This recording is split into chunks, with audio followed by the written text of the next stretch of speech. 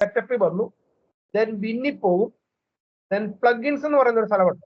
ഇത് കിട്ടിയ പ്ലഗിൻസിന്റെ അകത്ത് പോസിൽ പോകും. പോസിൽ പോയിട്ട് OS എന്ന് പറയുന്ന സംഭവമുണ്ട്. ഇത് പണ്ട് തൊട്ടേ നമ്മൾ സപ്പോർട്ട് ചെയ്ത സാധനമാണ്. വിൻഡോസ് 98 തുടങ്ങിയുള്ള പണ്ട് നമ്മൾ OS സപ്പോർട്ട് ചെയ്യുന്നുണ്ടായിരുന്നു. ഇപ്പം നമ്മളിപ്പോൾ അത് സപ്പോർട്ട് ചെയ്യുന്നില്ല. അതർ OS മാത്രമേ ഉള്ളൂ. അതായത് ND and above, XP and above മാത്രമേ നമ്മൾ സപ്പോർട്ട് ചെയ്ത്, അതല്ല അതർ OS വരും. വിഷ്വൽ സ്റ്റുഡിയോ 6 കമ്പൈൽ ചെയ്ത സംഭവം ഇതുപോലെ കോമന്റ് EDL ഉണ്ടാക്കിയത് വിൻഡോസ് XP ആൻഡ് എബോ എല്ലാം കൃത്യമായിട്ട് വർക്ക് ചെയ്യും. അപ്പൊ അതർ OS 32 ബിറ്റിലാണ് വിഷ്വൽ സ്റ്റുഡിയോ 6 എന്ന് പറഞ്ഞിട്ട് സംഭവമുണ്ട്. അതിന്റെ അകത്ത് കൊണ്ടുപോയി നമ്മളിത് പേസ്റ്റ് ചെയ്യും. അതിന് മുമ്പ് നമുക്ക് ഒന്ന് എൻഷുർ ചെയ്തേക്കാം ഇത് ഏതാ വേഷം കിടക്കുന്നത്. ഇത് 74 ആയി, കണ്ടോ, കണ്ടില്ലേ? അപ്പൊ ഇത് ഓവർ റൈറ്റ് ചെയ്യുമ്പോൾ ഇത് 76 ആവും. ഇവിടെ കിട്ടിയോ? അപ്പം നമ്മൾ എപ്പോഴും നമ്മൾ സെറ്റപ്പിന്റെ സ്ക്രിപ്റ്റിൽ നിന്ന് ഉണ്ടാക്കുമ്പോൾ ഓൾവേസ് മേക്ക് ഷുവർ ദാറ്റ് നമ്മൾ ഏത് TL ആണോ ചേഞ്ച് ചെയ്ത് അത് മാത്രമേ കൊണ്ടുപോയിട്ട് ഓവർ റൈറ്റ് ചെയ്തിട്ട് കമ്പൈൽ ചെയ്തെടുക്കാവൂ. വേറെ ഒരു സാധനവും ഇട്ടിട്ട് കമ്പൈൽ, കാരണം ഈ സെറ്റപ്പ് മര്യാദയ്ക്ക് വർക്ക് ആകുന്നുണ്ട്. ഇവിടെ കിട്ടിയോ? സെറ്റപ്പ് ഇൻസ്റ്റാൾ ചെയ്തില്ല. അപ്പൊ ഇതിന്റെ അകത്ത് ആകെയുള്ള ഏതാണോ ചേഞ്ച് വരുത്തിയത് ആ DL മാത്രം ചേഞ്ച് ചെയ്ത് പിന്നീട് പുറകോട്ട് വന്ന് അതിന്റെ സ്ക്രിപ്റ്റ് എടുക്കും. സ്ക്രിപ്റ്റിൽ തന്നെ 2 തരത്തിലാണ് script. Sales mate plus script എന്ന് പറഞ്ഞിട്ട് സംഭവമാണ് സെറ്റപ്പിന്റെ അകത്ത്. സെയിൽസ് മേറ്റ് പ്ലസിന്റെ സ്ക്രിപ്റ്റിന്റെ അകത്ത് പ്ലഗിൻസ് എന്ന് പറഞ്ഞൊരു സ്ഥലമുണ്ട്. അതിന്റെ അകത്ത് പോസ് എന്ന് പറഞ്ഞ ഓരോന്നും സെപ്പറേറ്റ് ചെയ്ത് വെച്ചേക്കാം. ഇത് main master script, sales mate പ്ലസിന്റെ സ്ക്രിപ്റ്റിന്റെ ISS ആ മെയിൻ ആപ്ലിക്കേഷന്റെ, അല്ലെങ്കിൽ പ്ലഗിനിൽ നിന്ന് തന്നെ നമുക്ക് എല്ലാം കമ്പൈൽ ചെയ്തെടുക്കാൻ പറ്റും. അതിനാണ് ഈ പ്ലഗിൻസ് എന്ന് പറയുന്ന സ്ക്രിപ്റ്റിൽ പോസിൽ പോയിട്ട് പിന്നെ ഇതിന്റെ അകത്ത് ഇതുണ്ടല്ലോ SMB post.iss എന്ന് പറയുന്നത്, SMB post local.is എന്ന് പറയുന്നത്. ഇപ്പം ഇതാണ് നമ്മൾ യൂസ് ചെയ്യുന്നത്. SMB post local.is ആണ് ഞാൻ നോക്കുന്നത്. ഇതിന്റെ പേപ്പർ നോക്കി നമുക്ക് അറിയാൻ പറ്റും. ഇതിപ്പോ ഇതിന്റെ വേർഷൻ കിടക്കുന്നത് 96 ആണ്, 5.0.96. ഇതിന്റെ നോക്കി കഴിഞ്ഞാൽ നമുക്ക് കാണാൻ പറ്റും ലോക്കലിന്റെ ഇതിങ്ങനെ കൂടി വെച്ച് 102 ആണ്. ഇവിടെ കിട്ടിയോ? ഇവിടെ നമ്മൾ 104 ആക്കും. ഇവിടെ കിട്ടിയോ? 104 ആക്കിയിട്ട് ഇപ്പൊ ഇത് ഡീഫോൾട്ട് ആയിട്ട് എന്താ സംഭവിക്കുന്നതെന്ന് വെച്ചിട്ടുണ്ടെങ്കിൽ ഇത് കമ്പൈൽ ചെയ്യുമ്പോൾ automatically C program file sales mate plus എന്ന് പറഞ്ഞതിലേക്കാണ് ഡെസ്റ്റിനേഷൻ ഡയറക്ടറി കൊടുത്തിരിക്കുന്നത്. ഇവിടെ കിട്ടിയോ? അത് നമുക്ക് പതുക്കെ ഒന്ന് മാറ്റണം. കാരണം എന്താ വെച്ചിട്ടുണ്ടെങ്കിൽ ഇനി തുടങ്ങിയുള്ള പുതിയ സെറ്റപ്പിന് നമുക്ക് സീലായിട്ട് KTS ഇൻഫോടെക്കിന്റെ അകത്തോട്ട് പോകണം. അങ്ങനെ ഒരു സംഭവത്തിലേക്ക് കൊണ്ടുവന്നാൽ ശരിയാണ്. അപ്പൊ അതിന് ഇവിടെ ഡെസ്റ്റിനേഷൻ ഡയറക്ടറി ഇവിടെ കണ്ടുണ്ട്. ഇവിടെ കിട്ടിയോ? അപ്പൊ അത് നോക്കട്ടെ. ഡെസ്റ്റിനേഷൻ ഡയറക്ടറി എന്ന് പറയുന്നത് നമ്മളിവിടെ സെറ്റ് ചെയ്യും. മോഡിഫൈ പാത്ത് സെയിൽസ്മേറ്റ് പ്ലസ് ഇവിടെ എവിടെയോ ഉണ്ടായിരുന്നു എനിക്ക് തോന്നുന്നു. എവിടെയോ കൊടുക്കാം. ഇത് വളരെ ഇമ്പോർട്ടന്റ് ആണ്. കാരണം ഇത് വിൻഡോസ് വിസ്റ്റ തുടങ്ങിയ ഡെമോ അല്ല, ഒരു വെർച്വൽ സ്റ്റോർ എന്ന് പറയുന്നത് കേട്ടിട്ടില്ലേ? അറിയാലോ അല്ലേ? അതില്ല അത് അല്ലേ? സെയിൽസ്മേറ്റ് പ്ലസ് ഇൻസ്റ്റാൾ ചെയ്ത് കഴിഞ്ഞാൽ അതിന്റെ ഡാറ്റാബേസ് കിടക്കുന്ന വെർച്വൽ സ്റ്റോറിൽ അത് നമുക്ക് മാറ്റാനുള്ള ഒരു വഴി. അവ ഇൻസ്റ്റാൾ ചെയ്ത സ്ഥലത്ത് തന്നെ അതിന്റെ INF ഫയലും അതിന്റെ കറസ്പോണ്ടിങ് ആയിട്ടുള്ള ഡാറ്റാബേസും കിടക്കണം. അതല്ലേ എളുപ്പം, ആൾക്കാർക്ക് ഒന്ന് നോക്കാൻ എളുപ്പം.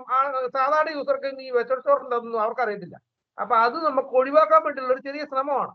പറഞ്ഞു മനസ്സിലായില്ലേ? അപ്പൊ അതിന് ആപ്പ് ഉണ്ടല്ലോ, ആപ്പ് ഫോൾഡറാണ് app/plugin/ ഇപ്പൊ ഞാനത് എങ്ങനെയൊന്ന് മോഡിഫൈ ചെയ്യാൻ പറ്റുമെന്ന് നോക്കട്ടെ. ഒരു കാര്യം ചെയ്യാം, ഞാനിപ്പം ഇതങ്ങ് ബിൽഡ് ചെയ്യാം. ഇതിന്റെ ഇന്നോ സെറ്റപ്പിന്റെ കമ്പൈലറിന്റെ വേർഷൻ നോക്കിയാൽ 5.6.1a ആണ് ആൻസി, കേട്ടോ?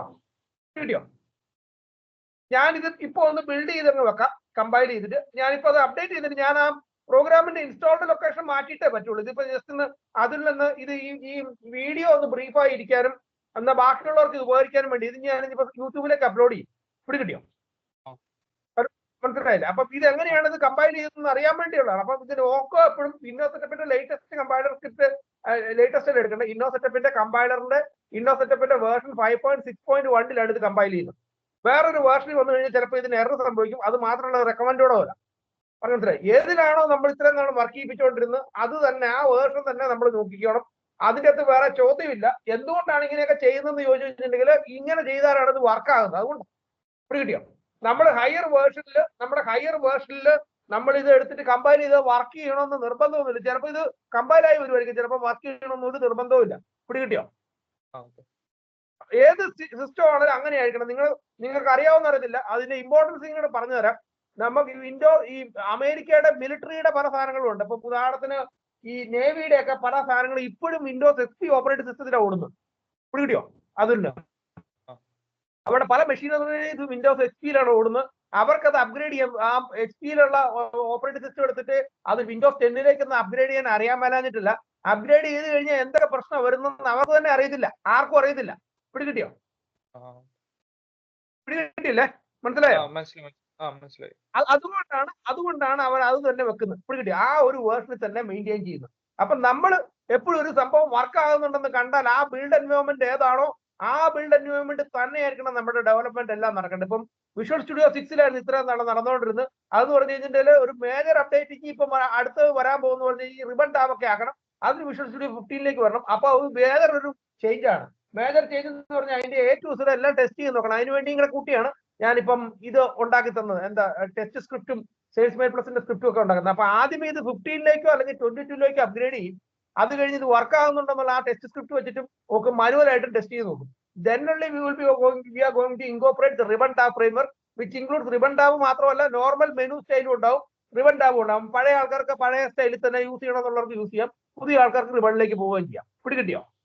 കാര്യം പിടികിട്ടില്ലേ? ഓക്കെ.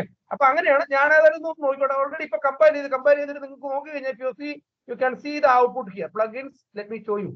സെയിൽസ് മെയിൽ പ്ലസിന്റെ ഔട്ട്പുട്ടിൽ വരുമ്പോൾ സെറ്റപ്പിന്റെ അകത്ത് ഔട്ട്പുട്ടിൽ ചുമല തരം വന്നിട്ടുണ്ടാവും. ഇതെല്ലാം സ്ട്രക്ചേർഡ് ആണ്. അതിന്റെ പ്ലഗിൻസിന്റെ ഡയറക്ടറിയിൽ ഇതുണ്ടോ? പ്ലഗിൻസിന്റെ ഡയറക്ടറി SMB GST പോസ്റ്റ് എന്ന് പറയുന്ന സംഭവം 104 എന്ന് പറഞ്ഞുകൊണ്ട് വേർഷനിൽ വന്നിട്ടുണ്ടാവും. പിടികിട്ടിയില്ലേ?